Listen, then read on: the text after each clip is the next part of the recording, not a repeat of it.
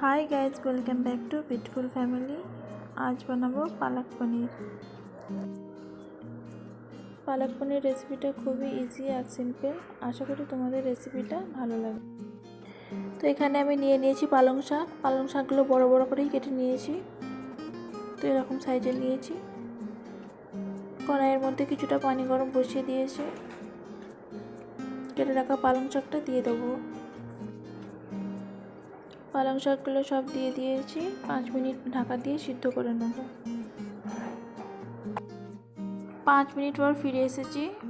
পালং শাকটা খুব ভালোভাবে সিদ্ধ হয়ে গেছে। তো এই পর্যায়ে গ্যাসটাকে বন্ধ করে দেবো। ঠান্ডা হয়ে গেলে একটি মিহি পেস্ট বানিয়ে নেব। কড়াইটা গরম বসিয়ে দিয়েছি। গ্যাস চুলার মধ্যে গরম হয়ে গেছে। দিয়ে দিচ্ছি সাদা তেল। 2 থেকে 3 চামচ দিচ্ছি।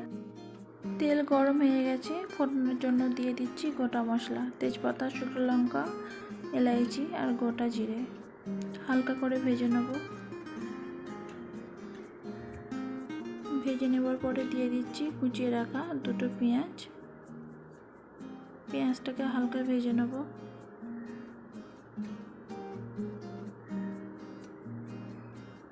দিয়ে দিচ্ছি একটা টমেটো কুচিয়ে রাখা। টমেটো পেঁয়াজটা দিয়ে হালকা করে ভেজে নেব।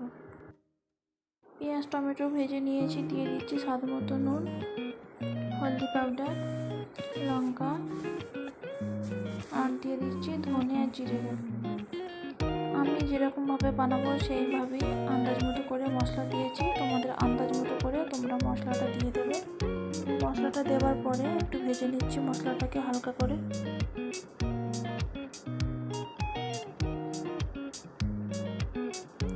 দিয়ে দিচ্ছি হালকা চিনি। পালং শাকটা ঢেলে নিয়েছি মিক্সার জারের মধ্যে। একটা পেস্ট বানিয়ে নেব। বানানো হয়ে গেছে। পালং শাকের পেস্টটা এবারে দিয়ে দিচ্ছি মশলার মধ্যে। পালং শাকটা দেওয়ার পরে পালং শাকটা খুব ভালোভাবে মশলার সাথে কষে নিতে হবে। আর পালং শাকের মধ্যে পানি পানি ভাবটা না থাকা অবধি ভালো করে কষে নিতে হবে।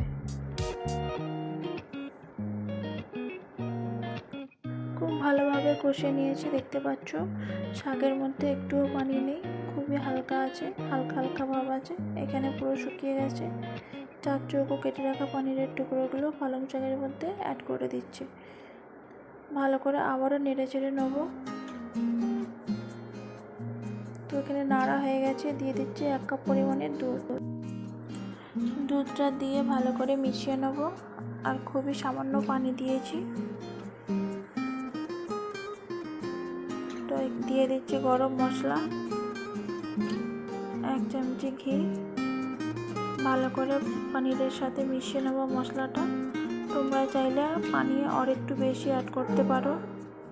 যেহেতু খুব একটা আমি পাতলা গ্রেভি রাখবো না, এইরকমভাবেই রেখে দেবো। ভালো করে মেশানো হয়ে গেছে। 5 মিনিটের জন্য ঢাকা দিয়ে রেখে দেবো। গ্যাসের ফ্লেমটাকে মিডিয়াম রেখে। 5 মিনিট পর ফিরে এসেছি। দেখতে পাচ্ছ পালং শাকের পালক পনির রেডি হয়ে গেছে।